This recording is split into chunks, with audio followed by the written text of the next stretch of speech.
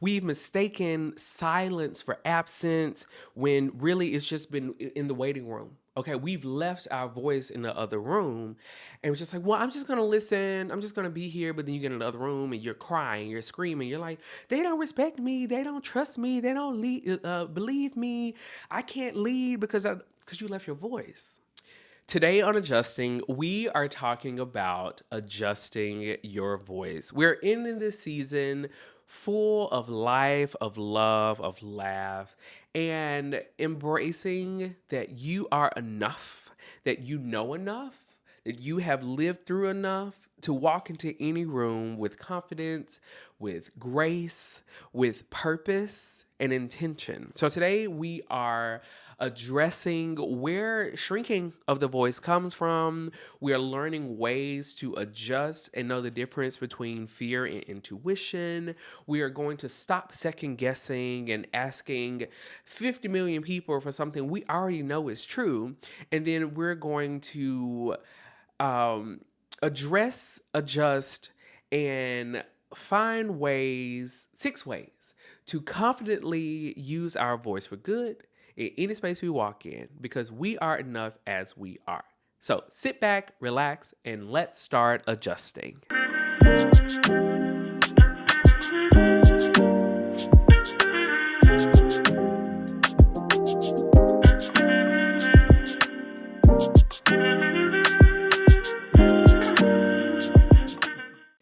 And we're back with another episode of Adjusting Podcast with your host, Justin G. Nelson. And today is our season finale. I know we have made it through 24 episodes, 24 weeks of adjusting to cognitive distortions, adjusting to what if it actually works out. And now we focus on adjusting your center. Thank you to TJ with TJ podcast for doing the editing this season. I hope you stick around for season 4. And thank you to everyone who has subscribed, who has shared, who has supported, who has given feedback. I really and truly appreciate it. Hopefully next season, we'll have some sponsors so that we can continue to grow and find more ways to reach a larger audience. So if you are driving, focus on the road. That's important. But if you are in a space where you can ground yourself for this episode, I invite you to do so now. We're going to ground our feet and we're going to do our 4-7-8 breathing. We're going to do 2 this episode since it's the final episode. So, ground your feet, relax your ankles, relax your shins, relax your knees, relax your thighs, relax your hips, relax your stomach, relax your chest, relax your shoulders, roll them back, relax your neck, relax your chin, your cheeks, your forehead, close your eyes, and we'll breathe in for 4, hold for 7, and release for 8. Begin. Breathe in, 2, 3, 4. Hold it, 1, 2, 3, 4, 5, 6, 7. Out, 1, 2, 3, 4, 5, 6, 7, 8. Let it all out. All right, just check back in, shake it out. We're going to do one more 4-7-8 breathing. When you're ready, let's begin. Breathe in, 2, 3, 4. Hold it, 1, 2, 3, 4, 5, 6, 7. Out, 1, 2, 3, 4, 5, 6, 7, 8. Great. All right. So we are ending part 3, adjusting your center, with the topic of adjusting your voice. Finally, trusting the loudest voice in the room. Now, I got this inspiration from a lot of places, and it was confirmed with watching Keke Palmer's interview with Oprah. And when I talk about being the loudest voice or adjusting your voice, yes, I'm talking about like what comes out and like the volume at which it comes out, but not always what you hear, but how it resonates when it lands. You know, like there are different songs that have a loud volume. It can be cranked up to 100, but the frequency behind it is still soft. And so I wanted to end with that because as you adjust your center, you've worked on everything, who gets access, disappointing others. But it's that throat chakra, that chakra here, that really controls the outcome, like what you're putting out. All of this healing you've done, all this work you've put in, how are you going to show up now that you've adjusted your center? And that's through your voice. So we start with addressing. Let's define what it means to be your own voice. Now, I'm not talking about your opinions, your presence, the version of you that shows up in a loud argument. I'm talking about that quiet, still part of you that shows up before the noise even does. You know how they say your reputation precedes you? That's a part of your voice. It's your image, your brand. I do brand management and consultation, but how you show up before you're even in the room, that means a lot. And it's like that gut feeling, the hesitation you talk yourself out of, the answer you already had before you asked 7 people what they thought. That's that internal voice that's happening. So we have to learn how to shut that off so that healed voice can speak through the noise.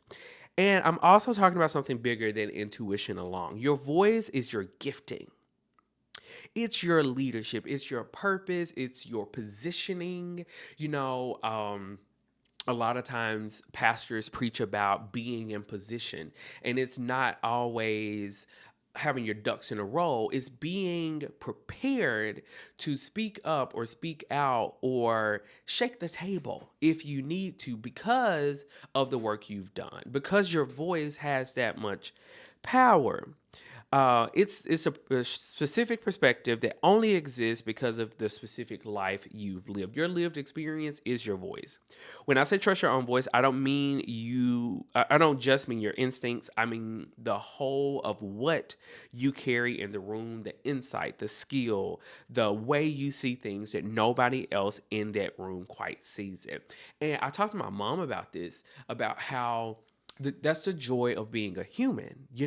Everyone has their own lived experiences, but we all can get to an outcome a different way. But the beauty of it, your voice, everyone's voice together, is just like with a choir. You have 4 parts: soprano, alto, tenor, bass. And if you're fancy, you can get 8 parts, soprano 1, 2, 3, alto 1 and 2, tenor 1 and 2, baritone, bass. 12 parts if you want, but we gonna get there today. It's not a choir rehearsal, but the beauty of when those voices come together, my God, we get a beautiful arrangement. We get a beautiful song, and that song tells a story. And that is what I want to emphasize with your voice. Okay. Like I was saying, like it's what you carry into the room, the insight, the skill, the way you see things, nobody else sees it. Most of us have that voice. It's just been buried under so many louder ones for so long that we've forgotten what it even sounds like. Your insecurities, your shame, your guilt, your doubt, imposter syndrome, all of that has lowered your voice. It gets raspy. You're just like, I'm okay. No, I just need some water. No, you need water to nourish. I'm preaching today. This is getting. We've mistaken silence for absence when really it's just been in the waiting room. Okay, we've left our voice in the other room, and we're just like, well, I'm just gonna listen. I'm just gonna be here. But then you get in the other room and you're crying, you're screaming. You're like, they don't respect me. They don't trust me. They don't believe me. I can't lead because you left your voice. You left your voice. You left your identity. You left the very thing that makes you unique in the other room. You've shrunk your voice. You went from a 10 to a 1. Okay? So we're gonna crank it back up by the end of this episode. And here's the tale. If you can make a decision easily when you're alone, but the second you tell someone else, you start second guessing it, that's not being indecisive. That's you handing your own voice to someone else to control. Now what? So, this is where the loudest voice in the room comes in. And I want to really sit with this.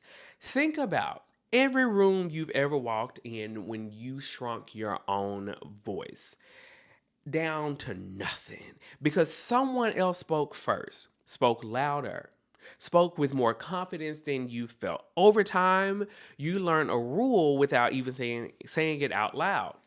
The loudest one in the room wins. That is what you have conditioned your mind to think. Okay? And we think about people that use like the big words, and it's like, well, I've traveled here and I've ate this and I've done.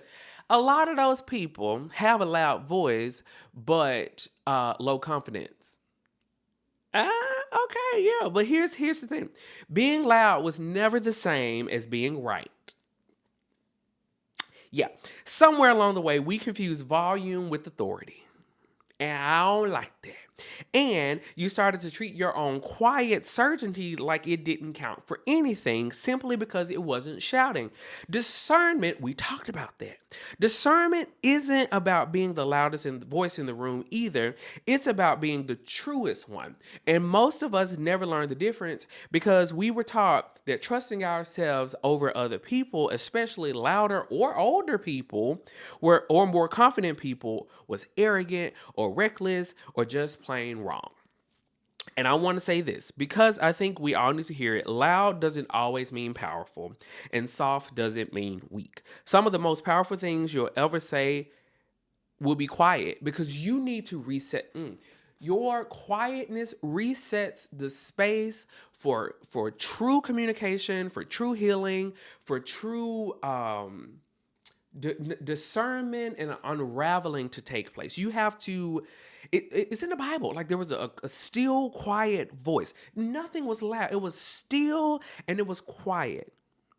And that is the power of the voice. Sometimes when things are happening, it doesn't happen loud. It happens quietly.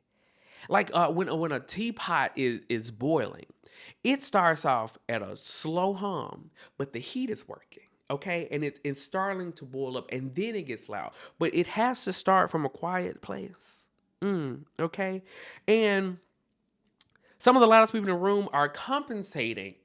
I love that word. They're compensating for a certainty they don't actually have. Volume was never the proof of truth. Your steadiness, even at a whisper, clarifies and carries its own weight. So where to adjust? Where do you need to adjust? It's not code switching. We're just adjusting the volumes. Same impact, okay? Same impact, just a lower volume. Where this distrust of your own voice actually comes from, you already know. Childhood trauma, childhood dismissal. Gaslighting is a big component of lowering your voice because it makes you fluctuate your confidence because you're like, well, no, I'm right. I'm right, right? No. And then the questioning of it all turns the volume down. Whether it came from a parent, partner, or friend, having your version of events questioned so many times that you started doubting your own memory before you doubted theirs. Another big thing, cultural and gender conditioning. A lot of people feel that because someone went to a certain school, people love to throw their degrees around. They love to you can throw every degree around you want. I went in the classroom with you, so I don't know how you got the degree. You probably bought that degree. I don't know if you even went to class. But we equate status and degrees and wealth to this certain heightened volume. No, that ain't it. Number 4, systems that only recognize credentials. Again, school, work, and plenty of professional degrees. 5, a specific moment sometimes for a lot of us, it's not even an event, it's a single memory. It's a single gut memory that it wrecked your nervous system so bad to the point where you just get quiet all over again. That's sometimes trauma. Sorry, my allergies. That's sometimes trauma trying to take you back to a place that you haven't really healed from, and you just instantly freeze. You go on mute And a lot of people operate in a state of mute, a muted place, because they haven't found the words they haven't found the words or the way to express how they truly feel, because we have bastardized the term safe space. Everything now has become a safe space. And I don't think it's really safe. I think we've manipulated people into thinking they can share what they want to share in a quote unquote safe space to then turn it into content. The religious layer. A lot of us were taught directly or indirectly that the heart can't be trusted, that our own instincts are inherently flawed or sinful, and that the safest thing to do is defer, always to someone else's authority. And I call that spiritual bypassing. Number 7, people pleasing, plain and simple. And number 8, the hustle culture. It always goes back to that, because even, I think I said this last week, but even when people are out here grinding and it's like, yeah, you gotta work, you gotta do this, you gotta be up, you sleep when you're dead, you need to be posting this time, and you need to get this, I'm going to this conference, you're not doing this, and this.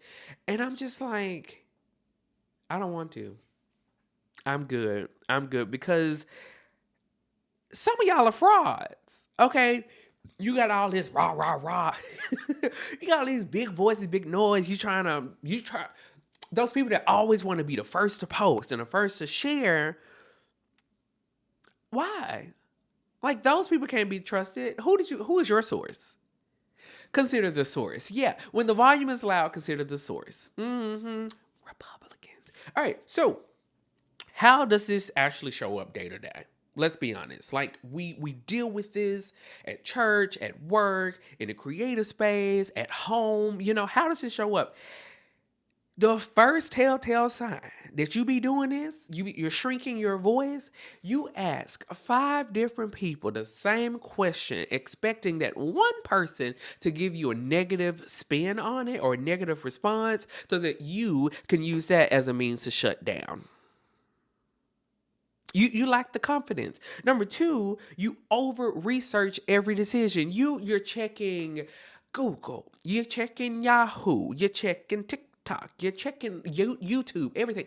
You don't go to like scholarly journals, because God forbid you find one person that has done the research. No, you over research everything, because again, you lack the confidence to take the second step. The first step was researching. You've done that over and over again.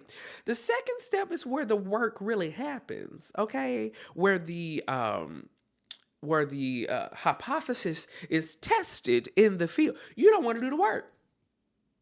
You rather say, I'm working on it, but not actually trying to solve for why. Number 3, you're talking yourself out of a gut feeling about a person or a situation. Now, I do that. I ain't gonna lie to you.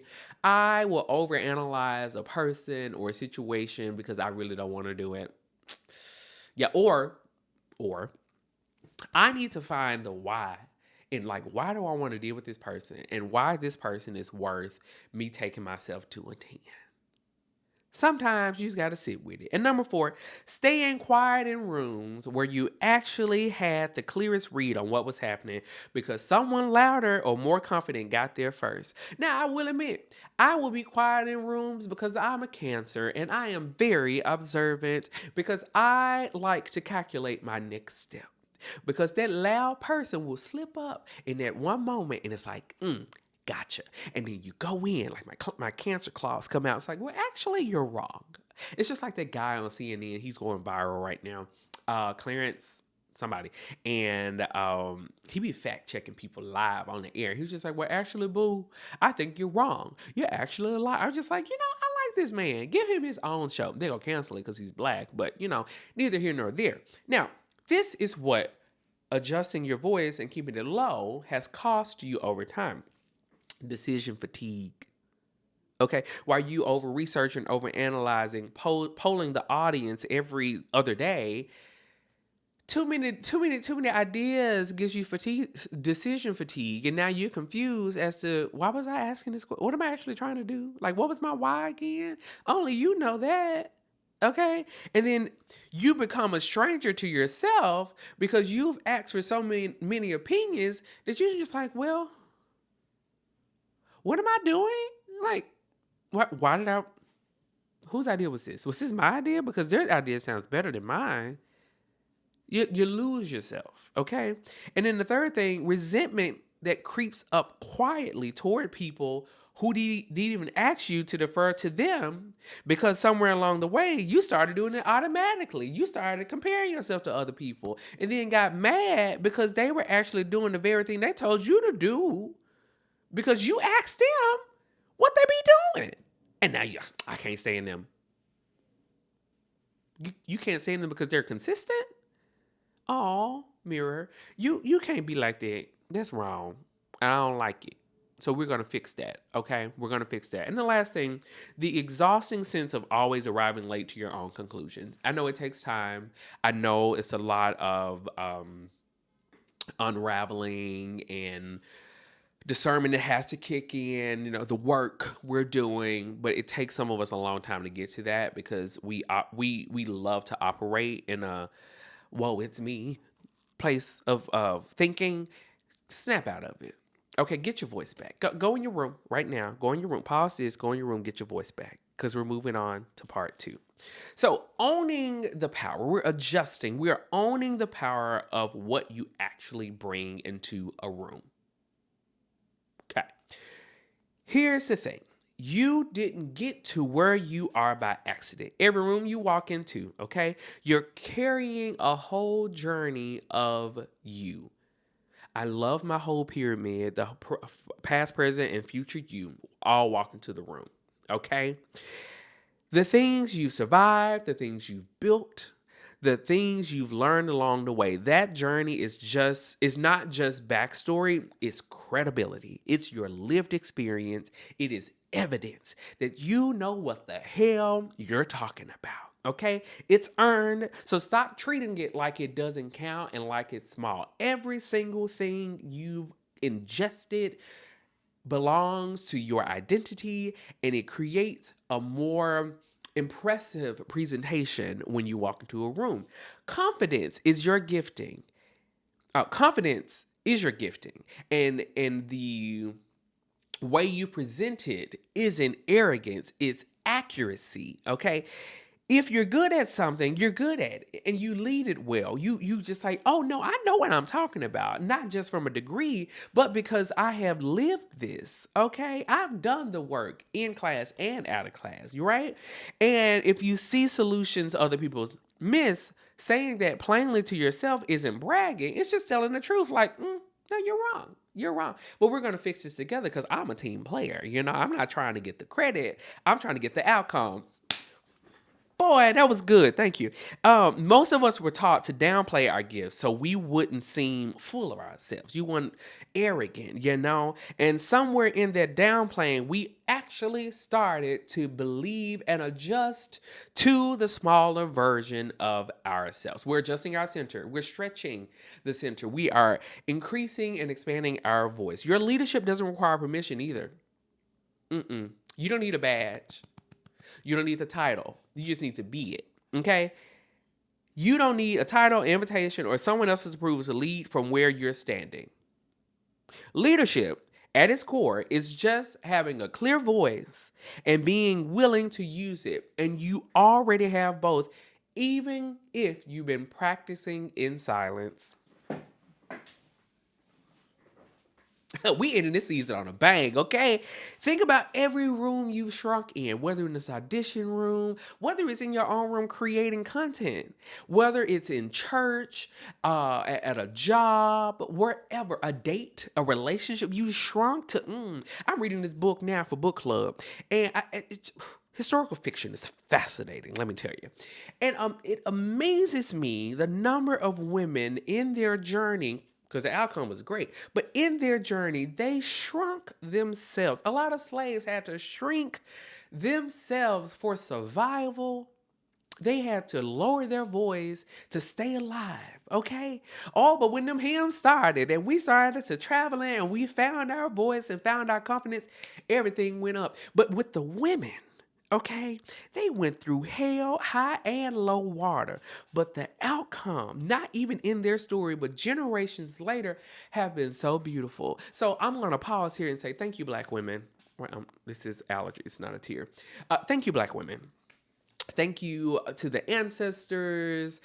Thank you to my grandmama. Thank you, everybody, all the black women, for everything you have done to help keep the black voice alive. Okay. But anyway, you the pattern, we're trying to interrupt the pattern of shrinking yourselves to fit into a space. Go into the space, hold. Go in with your center full and stretched. Okay, you deserve to be in every room you're meant to be in. And if you're not supposed to be in that room and you feel to shrink, walk out.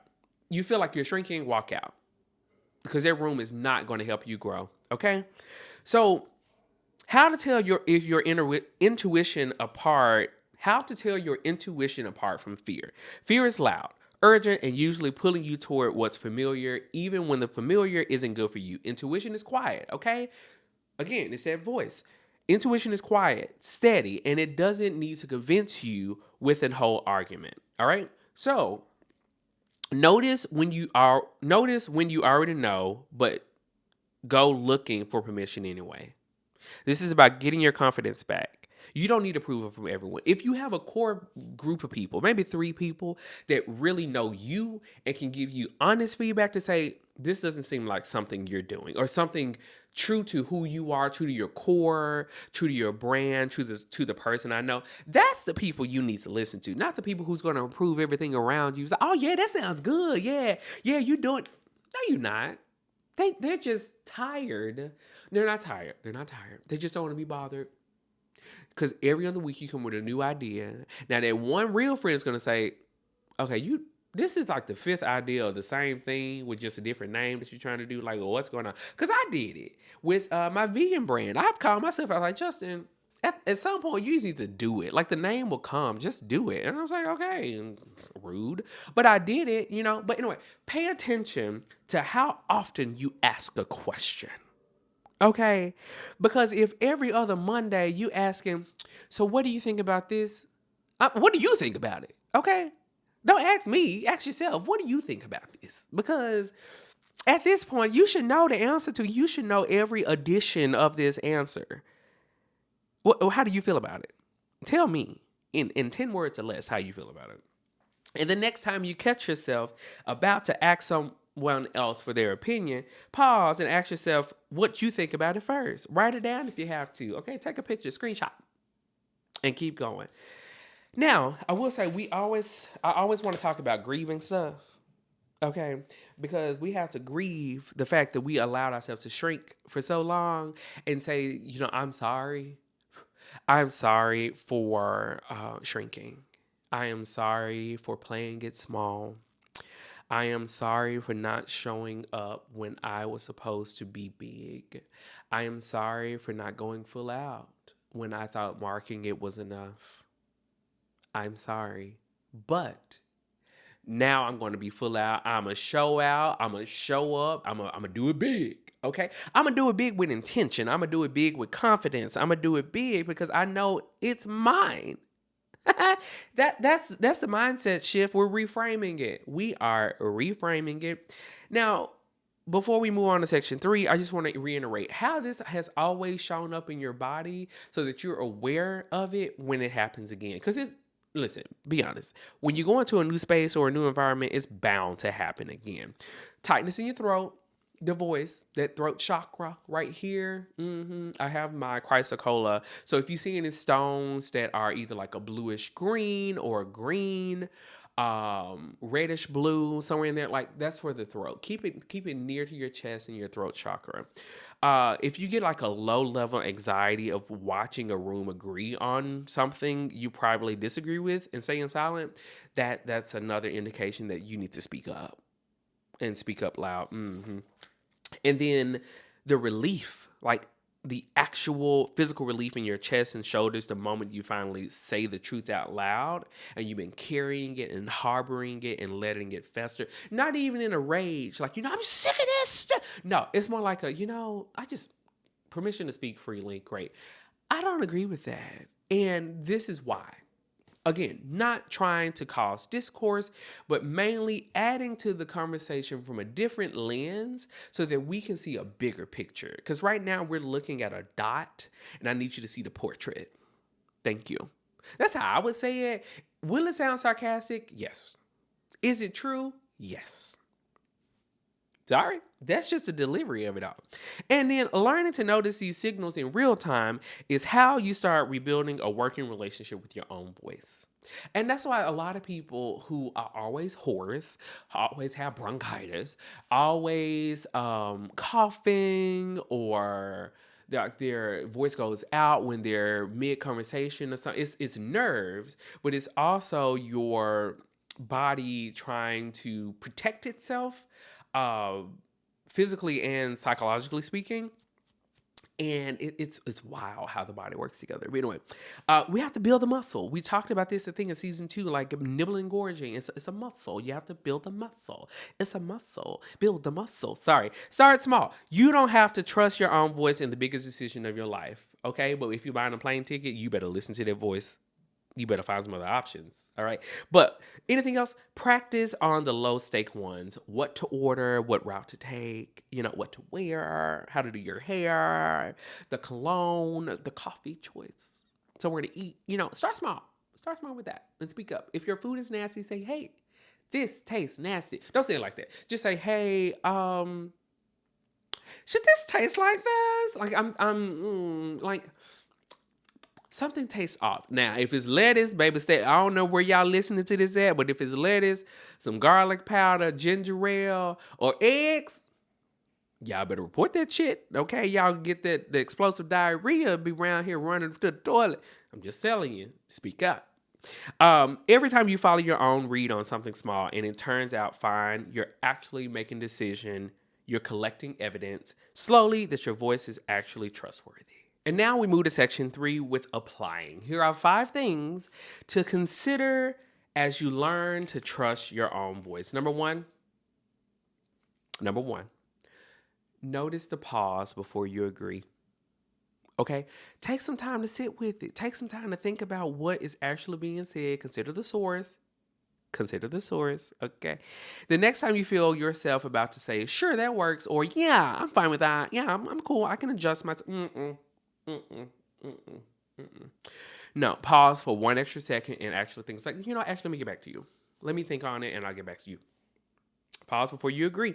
Number 2, let your first instinct count for something. Before you research, trust that you actually know more than you think you do. Let that first instinct like, oh, okay, yeah, I actually thought about this before. I'm really considering, because I read this before, I've heard this before, I saw this before. Like, trust your instinct a little more before you start to go, oh, I'm not sure. I don't, trust yourself. Number 3, practice disagreeing in low stake situations. Just say, oh, I don't know about that. Have we considered this? I don't know about that. What about this? We don't need this. I do that. And it is very uncomfortable because then you become the target, but we don't shop at Target. However, being the target ain't always a bad thing because you can shake up the whole room by saying, no, actually, we don't need that because I'll do it. Number 4, let silence be a sign to check in with yourself, not a sign to fill the space. Okay? The next time a room goes quiet, notice whether you rush to fill it with agreement or use the quiet to actually ask yourself what to think. Okay, great.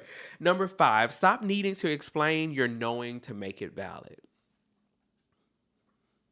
Stop needing to explain your knowing to make it valid. Not every instinct comes with a tidy explanation. You're allowed to trust something you can't justify yet. You just know. You just know that it's right. Or you know that it's wrong. I ain't gotta validate shit. Okay? I just know it don't feel right. And that's it. And then the last thing, name your gifting out loud, even if it's just to yourself. Say what you're actually good at plainly, without the disclaimer, without any certificates to back it up.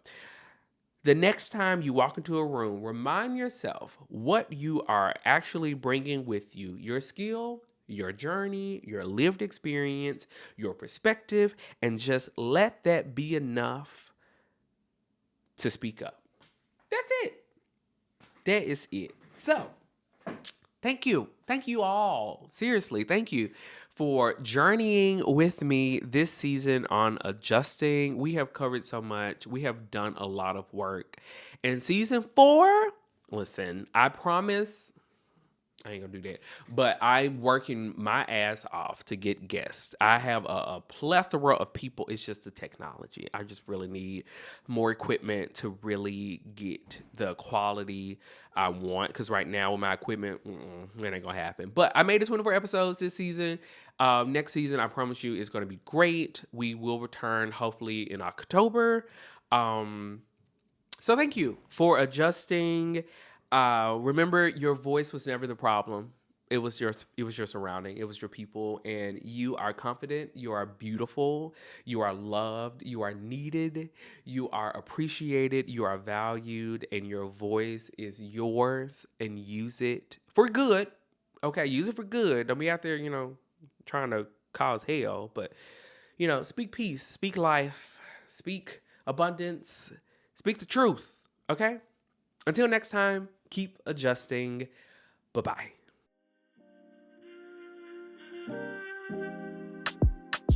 Thanks for tuning in to this week's episode. I hope you take something away to help you make the adjustments you need. Before you go, please take a quick second to share this with someone you care about. And if you can, please leave a 5-star rating and review on whatever platform you're listening to this on.